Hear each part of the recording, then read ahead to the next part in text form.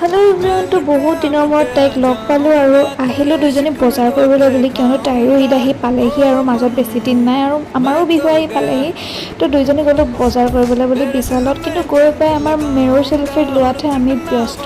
তাৰপিছতে গ'লোঁ অলপ কিটচেনৰ কিবা কিবি বস্তু ল'বলগীয়া আছিলে। তো দেখিছেনে মানুহৰ আগত যে কিমান লাজ লাগে ভিডিঅ' কৰিবলৈ বুলি, আৰু বস্তু কি লওঁ কি নলওঁ লাগিছে। মানে যিখিনি বস্তু মই ল'বলৈ গৈছিলোঁ বিচাৰি নাপালোঁ, কিন্তু এনেই কিবা কিবি অফাৰ দি আছিলে, তো তাৰ পৰাই কিবা কিবি কেইটামান ল'লোঁ। আৰু তাই মোক দেখিয়ে কিবা কিবি ল'লে আৰু মই তাইক বহুত বিল উঠাই দিলোঁ।